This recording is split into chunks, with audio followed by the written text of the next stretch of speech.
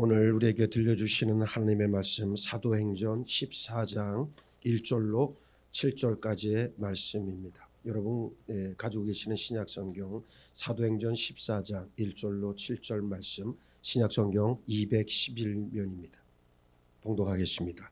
이에 이고니온에서 두 사도가 함께 유대인의 회당에 들어가 말하니 유대와 헬라의 허다한 무리가 믿더라. 그러나 순종하지 아니하는 유대인들이 이방인들의 마음을 선동하여 형제들에게 악감을 품게 하거늘 두 사도가 오래 있어 주를 힘입어 담대히 말하니 주께서 그들의 손으로 표적과 기사를 행하게 하여 주사 자기 은혜의 말씀을 증언하시니 그 시내의 무리가 나뉘어 유대인을 따르는 자도 있고 두 사도를 따르는 자도 있는지라. 이방인과 유대인과 그 관리들이 두 사도를 모욕하며 돌로 치려고 달려드니 그들이 알고 도망하여 루가오니아의 두 성 루스드라와 더베와 그 근방으로 가서 거기서 복음을 전하니라. 아멘. 할렐루야.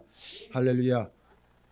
제가 오늘 본문에 있는 말씀을 통해서 여러분들에게 전할 말씀은 믿을 것이냐 믿지 않을 것이냐라는 제목의 말씀입니다. 이 믿음이라고 하는 거 참 신묘막측하죠. 어떤 면에서는 굉장히 쉬운 것 같기도 하고 또 어떤 측면에서는 아주 엄청 어려운 주제인 것 같지만 사실 여러분 심플하게 생각하시면 됩니다. 그리고 진리의 책이라는 것 자체가 사람들이 훗날 해석을 하면서 복잡하게 만들어 놓은 거지 진리의 요체 그 자체는 굉장히 단순하고 아주 간명합니다. 그래서 여러분들이 정말로 진리의 삶을 살기를 원하신다면 하나님의 말씀을 있는 그대로 믿고 받아들이고 그대로 살기로 작정하는 역사가 있으면 됩니다. 오전에 어떤 분이 우리 일부 예배에 나오셨어요. 마스크를 이렇게 하고 있었길래 어디서 많이 뵌 듯한 인상 좋으신 아저씨가 저 뒤에 앉아 계시더라고. 그래서 끝나고 나서 이제 물어보니까 우리 송승희 권사님, 이 송승희 권사님은 전도도 안 했어요. 그런데 두 분이 만나서 저녁 식사를 하면서 신앙의 문제, 믿음의 문제, 구원의 문제에 대해서 이야기를 하니까 우리 송 권사님이 그럼 우리 교회 목사님을 한번 찾아가서 상담을 받아봐라. 그래서 이제 아마 오셨다고 그래요. 일산에서부터 왔어요. 운전해서 1시간을 오셨는데 제가 사람 볼 줄 알잖아요.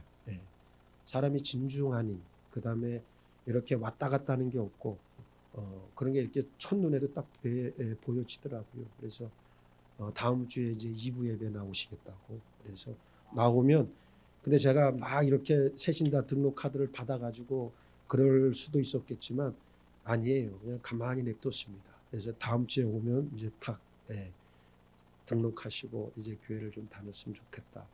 근데 그 짧은 대화 한 20분 대화했는데 참 마음이 참 포근해졌어요. 왜냐하면 믿음에 대한 고민을 한다는 것 자체가 구원에 대한 생각을 한다는 것 자체가 참 고마운 생각이잖아요. 대부분 교회 다니는 사람들 중에 죄송합니다. 우리 교회는 그런 분이 없지만 다른 교회는 그런 사람들이 넘쳐나요. 그냥 습관적으로 형식적으로 교회 다니고 아무 생각 없이 교회만 다니면서 그냥 아이고 뭐 이만하면 구원 받겠지 스스로 자기를 속이는 사람들이 얼마나 많이 있습니까?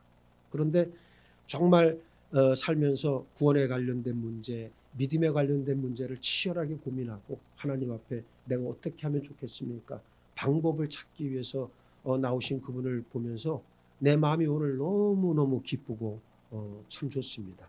그래서 여러분들이 누군가에게 가서 예수 그리스도를 전하는 것도 굉장히 중요하지만 여러분들이 여러분의 삶을 그냥 그대로 보여주면 사람들이 감동을 받아서 나도 저 사람 다니는 교회에 가서 한번 봐야 되겠다. 뭐 이런 생각이 자연스럽게 드는 거 아니겠습니까? 그러니까 여러분들 제가 우리 교회 이제 모든 게 다 완결되고 나면 여러분들을 달달 볶을 텐데 이제 전도와 선교로 계속 여러분들을 이제 달굴 거예요. 그 달군다는 말 앞에 접두어 하나를 더 붙일 겁니다. 후를 넣어서 후달굴 겁니다. 그렇게 되면 여러분들은 아 뜨거 힘들어 정말 못 살겠네 소리가 나올 만큼 자꾸만 여러분들을 그렇게 돌릴 거예요. 그래야 다른 생각을 안 합니다. 안 하고 오직 믿음 오직 말씀으로 여러분들이 살아갈 수 있을 것이다. 저는 그렇게 확신을 합니다. 그래서 여러분들이 오늘 말씀 사도행전에 있는 본문 말씀을 통해서 믿을 것이냐 믿지 않을 것이냐를 잘 생각을 해보시고 이제부터는 정말 진리의 사람들로 거듭나서 하나님의 말씀대로 살아갈 수 있는 여러분 모두가 되기를 바랍니다. 자, 소아시아 수리아에 있는 안디옥 교회가 이제 바나바와 사울을 선교사로 파송하지요. 안디옥 교회에는 훌륭한 지도자 5명이 있었는데 성령님은 그 중에서 2명 바나바와 사울을 선교사로 들어 사용하셨고 교회는 성령님의 뜻에 순복합니다. 바나바와 사울은 선교사로 파송받아서 안디옥에서 실루기아로 배를 타고 내려와서 첫 번째 선교지였던 구브로 섬에 도착을 합니다. 구브로는 바나바의 고향이었기 때문에 익숙한 곳으로 선교를 오게 되었지요. 구브로 선교에서 가장 중요한 지역은 바보라고 하는 곳인데 이곳에서 중요한 일이 있었습니다. 바보에서 있었던 2가지 일. 첫 번째, 사울이 바울이라는 이름으로 바뀝니다. 사울이 예수 믿고 바울로 바뀐 것이 아니라 로마 치하에서 선교를 위해 이름을 로마식 이름인 바울, 즉 작은 자란 의미의 이름으로 바꿨습니다. 2번째, 리더십이 바나바에서 바울로 이양되었습니다. 구브로 선교를 하고 그 다음 도착한 곳이 버가라는 곳이었습니다. 버가에서는 선교한 이야기가 나오지 않고 마가 요한이 예루살렘으로 다시 돌아갔다는 이야기만 나옵니다. 마가 요한이 버가에서 예루살렘으로 돌아간 이유가 4가지가 있는데 첫 번째, 바나바의 리더십이 바울로 이양되면서 나름 시험에 빠져 돌아갔습니다. 2번째, 선교 여행 자체가 힘들어서 돌아갔고, 3번째, 병든 바울을 책임지기 싫어서 돌아갔습니다. 4번째, 비시디아 안디옥으로 올라가는 길이 너무 험하고 위험했기 때문에 돌아갔습니다. 이런 어려움 속에 도착한 곳이 바로 비시디아 안디옥이라고 하는 곳이었습니다. 바울이 안디옥에 도착해서 회당에서 설교를 하자 놀라운 반응이 일어났습니다. 설교를 들은 회중이 또다시 듣기를 요청해 왔지요. 처음 설교를 하고 한 주가 지나 안식일에 더 놀라운 일이 일어났습니다. 안디옥 시민들이 바울의 설교를 듣기 위해 거의 다 모이는 상황이 되었습니다. 당시 안디옥 시민이 대략 5만 명이었는데 그중에 4만 명 정도가 원형 경기장에 모였을 것으로 추산됩니다.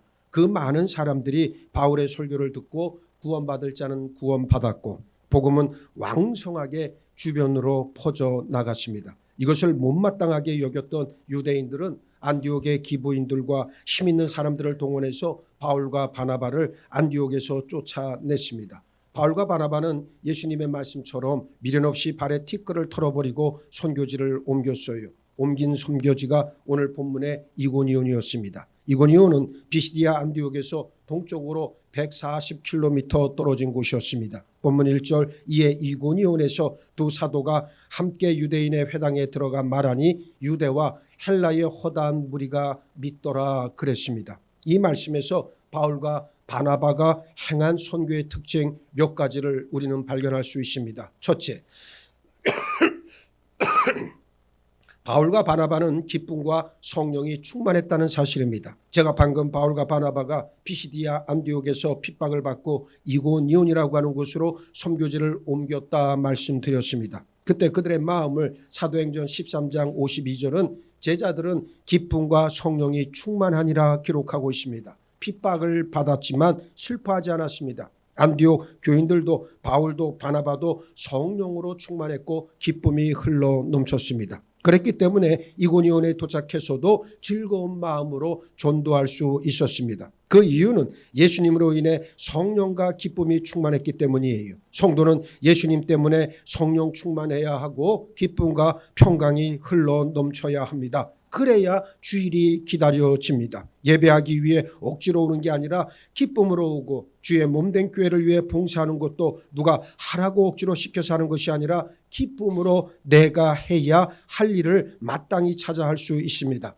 이런 기쁨과 성령 충만의 역사가 여러분들에게도 흘러 넘치기를 축복합니다. 둘째, 바울과 바나바가 늘 동역했다는 사실입니다. 1절에서 독특한 표현이 하나 나오는데 2 사도라는 말입니다. 여기에서 2 사도란 바울과 바나바를 가리킵니다. 바울이 사도로 불린 것은 너무나도 자연스러운데 바나바를 사도라고 부른 것은 여기가 처음입니다. 일반적으로 사도가 되기 위해선 세 가지 조건이 갖춰져야 합니다. 첫 번째, 예수님께 직접 제자로 부름받은 사람. 두 번째, 예수님께 직접 교육을 받은 사람. 세 번째, 예수님의 부활을 목격한 사람입니다. 바울도 사역을 감당하면서 자주 시달렸던 문제가 너는 예수님으로부터 직접 제자로 부름받지도 않았고 교육도 받지 않았는데 사도가 맞냐는 그런 오목한 질문이었습니다. 그런데 오늘 본문을 보면 바울도 바나바도 모두 사도라고 호칭합니다. 여기에서 사용한 사도는 12 제자를 부르는 호칭인 사도, 바울에게 붙였던 사도라는 의미와는 조금 다릅니다. 당시 헬라어에서는 일반적으로 어떤 목적을 위해 사람을 보내거나 일을 시킬 때 그 사람을 사도라고 불렀습니다. 중요한 것은 이 두 사람이 동역하고 있다는 사실이에요. 우리가 믿음 생활을 할 때 왜 교회가 필요하고 동역자가 필요하겠습니까? 혼자 집에서 성경 읽고 기도하고 인터넷이나 방송으로 설교 듣고 헌금은 내가 사용하고 싶은데 사용하면 되지 않겠습니까? 그런데 믿음 생활은 절대로 그렇게 할 수 없습니다. 우리에게 교회와 동역자가 필요한 이유는 크게 세 가지가 있는데, 첫 번째, 혼자서는 믿음과 인격이 성숙할 수 없기 때문에 그렇습니다. 교회 공동체가 유익하다는 것은 각 지체들 간 연합과 섬김, 헌신과 봉사를 통해 믿음과 인격이 다듬어지기 때문이지요. 두 번째, 혼자서는 지속적인 신앙을 유지할 수 없기 때문에 그렇습니다. 하나님은 영적 지도자를 세우시고 그를 통해 당신 구원의 역사를 이루어 가십니다. 영적 지도를 받지 않고 또 각 지체들의 위로와 격려, 사랑과 도움이 없다면 믿음을 지켜나가기란 현실적으로 불가능합니다. 세 번째, 하나님의 일을 효과적으로 추진할 수 없습니다. 예수님도 제자들을 파송하실 때 70인 전도대를 파송하셨고요. 항상 둘씩 파송하셨습니다. 왜? 효과적으로 전도하기 위해서였습니다. 만약 바나바가 속이 좁은 사람 같았다면 마가 요한처럼 바보에서 바울에게 리더십을 양했을 때 선교를 멈출 수도 있었을 거예요. 바울에게 나는 고향에 머물겠다 중도 포기했어도 전혀 이상할 게 없습니다. 그러나 바울과 바나바는 핍박이 와도 지금 둘이 함께하고 있습니다. 믿음 생활하면서 독불장군처럼 혼자 하지 말기 바랍니다. 예수 그리스도 안에서 성도 간 서로 교제하고 주의 종의 가르침을 달게 받고 예배의 기쁨을 누리기 위해선 믿음의 동역자들을 많이 만들어야 할 줄 믿습니다. 셋째, 유대인 회당에서 가장 먼저 전도했다는 사실입니다. 로마가 세계를 다스리고 있던 이 당시 어디에도 유대인들은 살고 있었습니다. 유대 산민이라 불리는 디아스포라가 바로 그들 아니겠습니까? 유대인들은 자신들이 거주하는 지역에 반드시 회당을 건설했고 회당을 중심으로 살았습니다. 그래서 바울은 선교여행을 하는 동안 회당이 있는 곳이면 먼저 회당에 가서 복음을 전했습니다. 1절에 두 사도가 함께 유대인의 회당에 들어가 말하니 그랬는데, 여기 이 말씀에서 함께라는 단어는 제대로 번역하면 이전과 마찬가지로 또는 전과 같이라는 말입니다. 두 사도가 이전과 마찬가지로 회당에 들어가 말했다는 뜻이에요. 바울이 회당에서 가장 먼저 전도한 이유는 두 가지입니다. 첫 번째, 동족에 대한 사랑에서였지요. 바울은 유대 민족이 예수 그리스도께로 돌아오지 않는 것을 두고 항상 고민했습니다. 로마서 9장 3절에 보면 바울의 동족을 향한 마음을 나의 형제 곧 고륙의 친척을 위하여 내 자신이 저주를 받아 그리스도에게서 끊어질지라도 원하는 바로라 고백하고 있습니다. 얼마나 절절한 표현입니까? 그래서 어디를 가나 유대인들이 모인 회당에서 가장 먼저 복음을 전했습니다. 두 번째, 복음을 가장 효과적으로 전할 수 있는 것이 바로 회당이었기 때문에 그랬어요. 회당에 모인 사람들은 유대인이든 헬라인이든 일단 구약 성경을 알고 있는 사람들이었습니다. 구약 성경을 알고 있고 하나님을 아는 자들에게 복음을 전하는 일은 훨씬 쉽고 효과적이었기 때문에 회당에서 가장 먼저 전도를 했습니다. 넷째, 반복해서 전하고 싶은 메시지, 즉 예수 그리스도를 저들은 가지고 있었습니다. 1절에 말하니라고 하는 말은 우리말 성경에서는 단순하게 말하니라고 기록되어 있지만 헬라어 원어의 의미는 그렇게 말하되라는 뜻이 있습니다. 피시디아 안디옥에서 전했던 그것을 똑같이 반복해서 말했다는 의미입니다. 복음을 전하는 전도자들의 메시지는 하나였습니다. 바울과 바나바, 베드로와 스데반, 빌립이 전한 메시지 모두 하나였는데 바로 예수 그리스도였습니다. 예수님이 우리를 구원하시기 위해 성육신하셨고 우리를 위해 다시 사셨고 우리를 위해 죽으셨고 우리를 위해 부활하셨고 지금도 하나님의 보좌 우편에 앉으셔서 우리를 위해 중보기도하고 계시는 줄 믿습니다. 그 예수를 믿으면 제사함 받고 구원받는다는 말씀이에요. 바울에게 있어 이 복음의 메시지가 자신의 인생 전체를 바꾸어 놓았습니다. 사도 바울은 인간적으로 볼 때 대단한 사람 아니었습니까? 좋은 집안, 최고 학력, 당대 최고의 엘리트였습니다. 그런 바울이 다메섹 도상에서 부활하신 예수님을 만나고 나서는 인생의 초점이 바로 예수님으로 바뀌었습니다. 고린도전서 2장 2절 내가 너희 중에서 예수 그리스도와 그가 십자가에 못 박히신 것 외에는 아무것도 알지 아니하기로 작정하였습니다. 또 갈라디아서 6장 14절 그러나 내게는 우리 주 예수 그리스도 십자가 외에 결코 자랑할 것이 없으니 그리스도로 말미암아 세상이 나를 대하여 십자가에 못 박히고 내가 또한 세상을 대하여 그러하니라 고백하고 있습니다. 바울은 예수님을 만나고 나서 오직 그의 자랑은 예수님, 예수님의 십자가, 예수님의 부활밖에는 없었습니다. 지금 이고니온에 도착한 바울은 회당에 들어가서 그동안 다른 곳에서 전한 예수님을 또한 담대하게 전하고 있습니다. 오늘 우리에게 가장 귀한 것이 무엇이겠습니까? 사실 예수님을 믿는다고 하면서도 가장 귀한 것이 돈, 명예인 사람이 참 많습니다. 심지어 목회자 가운데에서도 예수님 아닌 다른 것, 이를테면 출세나 명예, 자리를 중요하게 여길 수도 있습니다. 한 사람이 누군가를 만나 하는 이야기를 들어보면 그 사람 속에 무엇이 있는지 다 드러납니다. 세상 이야기, 사람의 이야기, 내 이야기가 아닌 사도 바울처럼 입만 열면 예수님 이야기, 예수님의 십자가와 부활 이야기, 예수님을 믿으면 구원받는다는 복음을 이야기할 수 있기를 바랍니다. 지금까지 바울과 바나바의 선교 사역에서의 특징 4가지를 말씀드렸는데, 첫째, 기쁨과 성령이 충만했다. 둘째, 바울과 바나바가 늘 동역했다. 셋째, 유대인의 회당에서 가장 먼저 전도했다. 넷째, 분명한 메시지, 오직 예수 그리스도만을 전했다는 것이었습니다. 이렇게 했을 때 어떤 복음의 열매가 맺혀졌습니까? 1절 하반절에 유대와 헬라의 허다한 무리가 믿더라 그랬습니다. 2절 그러나 순종하지 아니하는 유대인들이 이방인들의 마음을 선동하여 형제들에게 악감을 품게 하거늘 그랬습니다. 4절로 5절 그 시내의 무리가 나뉘어 유대인을 따르는 자도 있고 두 사도를 따르는 자도 있는지라 이방인과 유대인과 그 관리들이 두 사도를 모욕하며 돌로 치려고 달려드니 그랬습니다. 이 말씀을 보면 복음을 전해 들은 반응이 2가지로 극명하게 갈려 나타났음을 알 수 있습니다. 하나는 믿고 사도들을 따르는 자들이 생겼다는 사실입니다.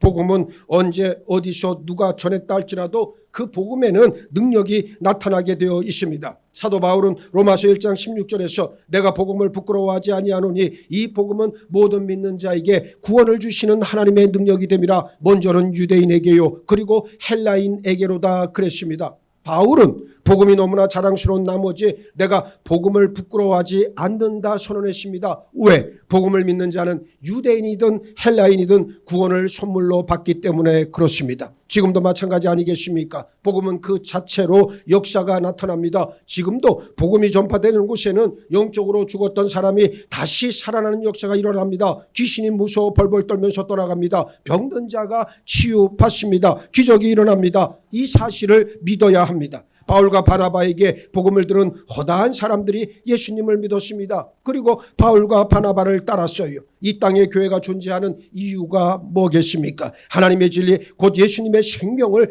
드러내기 위해서 아닙니까? 복음에 반하는 것들이 다 격파되고 떠나가고 변화받아 예수의 생명이 꽃을 피우고 열매를 맺어야만 합니다. 세우신 주의 종의 입을 통해 전해지는 복음을 듣고 구원받고 귀신이 떠나가고 질병이 고침받는 역사가 우리 교회에 충만하기를 축복합니다. 이를 하기 위해선 우리 자신이 먼저 변화받아야만 합니다. 말씀을 받아야 합니다. 그리고 무릎으로 하나님 앞으로 나아가야 한다는 사실입니다. 우리 교회를 통해 예수를 믿고 따르는 자가 진실로 많아지기를 바랍니다. 반대로 복음을 거부하고 반대하는 자들도 많이 있었다 오늘 성경은 전합니다. 재밌지 않습니까? 똑같은 시간 똑같은 복음을 듣고 믿는 사람이 있는가 하면 반대로 핍박하고 거부하는 무리들도 있었다는 엄연한 사실입니다. 그런데 이런 일은 언제나 있어 왔습니다. 예수님이 계신 곳에는 항상 두 부류가 있기 마련입니다. 예수님이 갈보리 언덕 십자가에 달리셨을 때 좌우에 달린 강도들의 반응도 두 가지 아니었습니까? 오른쪽 강도는 예수여 당신의 나라에 임하실 때에 나를 기억하소서 그랬고, 반대로 왼쪽 강도는 예수님을 비방하면서 네가 그리스도가 아니냐, 너와 우리를 구원하라 조롱하고 희롱했습니다. 지금도 마찬가지입니다. 거룩한 주의 날 예배 시간을 통해 하나님의 말씀을 듣는 사람들이 있는가 하면 세상에서 자기 마음대로 살아가는 사람들도 부지기수입니다. 범위를 좀 더 줄여보자면 지금 같은 장소에서 같은 설교를 들으면서도 어떤 사람은 은혜 받아 믿음이 성장하는가 하면 반대로 내 속이 비비 꼬여서 설교를 듣고도 마음에 부정적인 쓴뿌리가 자라는 사람도 엄연히 있습니다. 왜냐하면 하나님의 구원의 섭리가 그렇기 때문이에요. 예수님 말씀하시길 알곡과 가라지는 함께 자라다 결국 추수 때에 그 정체가 드러나고 알곡은 모아 곡간에 들이고 가라지는 불에 태워 사른다 말씀하셨습니다. 복음을 잘 듣고 믿음이 성장하고 온전히 순복하는 참된 그리스도인이 되기를 바랍니다. 바울과 바나바는 이고니온에서 자신들을 향해 악감정을 가진 자들이 있었음에도 불구하고 어떻게 사역했는지 3절에서 두 사도가 오래 있어 주를 힘입어 담대히 말하니 주께서 그들의 손으로 표적과 기사를 행하게 하여 주사 자기 은혜의 말씀을 증언하시니 말씀하고 있습니다. 여기 눈에 띄는 단어는 오래 있어라는 표현 아니겠습니까? 자신을 향해 비난하는 사람들이 있어도 오래 그곳에 머물렀다는 말입니다. 인내하는 자에게 열매 맺는 복이 주어집니다. 동일한 예수의 복음을 전했는데 이고니온에서 있었던 일, 즉 복음 전도의 결과 믿는 자와 믿지 않는 자로 나누어졌다. 오늘 본문은 말씀하고 있습니다. 오늘 여러분들은 어느 편에 서시겠습니까? 믿는 자가 되겠습니까? 믿지 않는 자가 되겠습니까? 언제나 변함없이 예수의 복음 안에서 믿는 자 되기를 진실로 바랍니다. 믿어 하나님의 은혜 고하고 하나님의 생명으로 풍성한 결실을 맺는 여러분 모두가 되시기를 예수의 이름으로 축원합니다. 축원합니다. 축원합니다. 아버지 하나님, 오늘 우리는 사도 바울과 바나바의 이고니온에서의 전도 사역을 바라봅니다.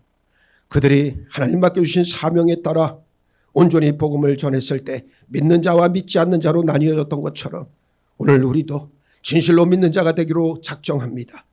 더는 세상을 의지하고 사람을 바라보지 말게 하시고 영원한 생명, 우리의 기쁨 되시는 예수 그리스도 안에서 믿음 안에 승리하는 저희들 모두가 되기로 결단했사오니 하나님의 은혜 안에 거하고 하나님의 생명으로 풍성한 열매를 맺는 저희 모두의 성별된 삶으로 이끌어 주시고 세워 주옵소서. 이 마지막 때를 살아가며 진실로 믿음의 소유자들이 되어 하나님의 영광을 드러내는 통로로 쓰임받는 우리 자신들과 우리의 가정, 우리 교회가 되어지길 원합니다. 하나님 부어주시는 거룩한 부흥의 사명에 온전히 아멘으로 순복하며 나아갈 때 아버지 하늘문을 열어 주옵소서. 은혜와 능력을 물붓듯 부어 주옵소서. 감사하오며 우리 주님 예수 그리스도 이름 받들어 기도하옵나이다. 아멘.